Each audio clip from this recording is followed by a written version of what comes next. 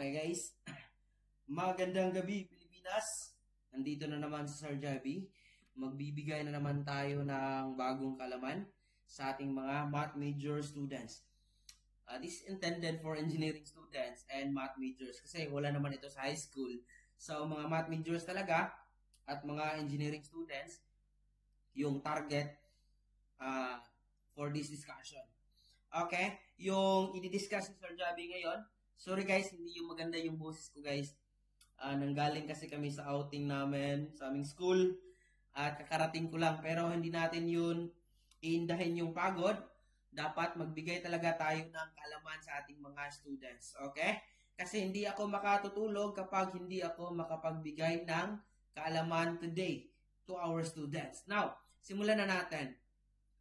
At this moment, ituturo ni Sir Javi yung mga techniques natin kapag magsusolve tayo ng multiple integrals. Okay, akala nyo isa lang? Usually, isa yung sinasolve natin, isa lang yung integral. Pero, that is possible na ganito yung problem. Diba, mayroon tayong tatlong integral at iba-iba yung kanilang limits. Yung first integral natin, kapag simulan natin dito, ang kanyang upper limit, 6. Yung lower limits, 3. Yung pangalawang integral, yung upper limits niya is 5. Yung lower limits niya is 4. Tama? Now, yung last natin, yung pangatlo na integral, yung upper limit niya is 3. And the lower limit is 2. Now, paano natin ito isa-solve, Sir Javi? Ganito lang. Kapag multiple integrals, okay? Take note. We will start from inner to outer. What does it mean, Sir Javi? What does it mean by inner to outer? Ganito lang yan. Diba? Kung mayroon tayong tatlong terms, diba? Mayroon tayong tatlong variables or terms, x, y, z. Tama? X, y, z. Ang uunahin natin, diba ito yung inner natin? Inner to outer. We will start from this integral to this third integral. So, this first, second, third. We will use this first. Pero, paano, Sir Javi? Ito lang yung tatandaan natin. Okay? Dito, titingnan natin dy, dx, dz. Tama? I-multiply natin yung tatlong integrals. Okay? We will get the product of 3 integrals. Pero, di ba ang nauna dito dy? Tama? dy. Therefore, hahanapin natin sa integral yung y terms. Di ba mayroong y terms dito? So, gagamitin natin ito, yung first natin na integral. Okay? Kasi dy yung nauna, so yung y terms ang uunahin natin sa integration. Tama? So, 6,3y dy. Tama? Then, multiply natin yan sa second integral. 5, 4. Di ba dx yung nasunod? So, yung 2x squared. Mayroong x term, dx, then multiply, last 3, 2, then dz, z. Then, with respect to z. From inner to outer. Kung sino yung nauna, kasi dy yung nauna dito, dy, so yung y na terms, yung uunahin natin. And that is followed by dx. So yung x term, yung isusunod natin, then yung last na z with respect to z. I-multiply lang natin lahat yung integrals. Pero dito, ito yung simplified form niya. Pero, kukunin pa rin natin yung integration ng ating integrals. Now, di ba ang antiderivative ng y, that is y squared over 2. Mag-add ka lang ng 1's exponent, then ang exponent na the new exponent ilagay natin sa denominator. Then ilagay natin yung limits natin dito, 6, 3. Then multiply ito, add ka lang ng exponent, 2x cubed over 3. Ilagay ang limits, 5, 4.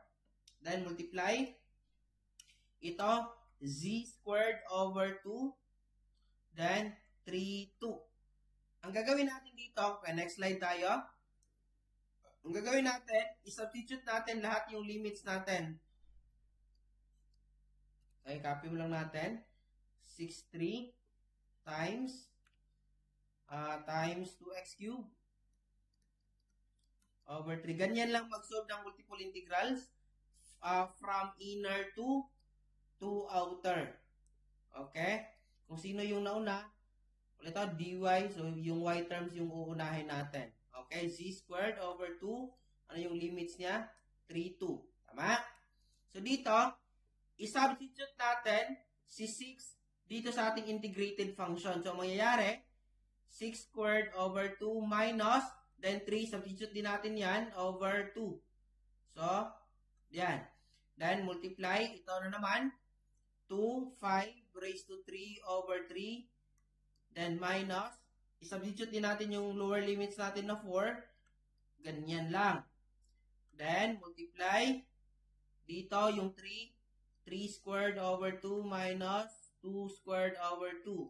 So, dito, magamit ako ng kalkyo para madali lang natin i-solve ito. 6 squared over 2 minus 3 squared over 2. So, ang sagot, that is 27 over 2. Then, multiply. So, next naman tayo, 2 times 5 raised to 3 over 3 minus, then 2, 4 raised to 3 over 3. Tama? So, ang sagot ito is 122 over 3. Then, multiply sa last. 3 squared over 2 minus 2 squared over 2. So, ang sagot is 5 over 2.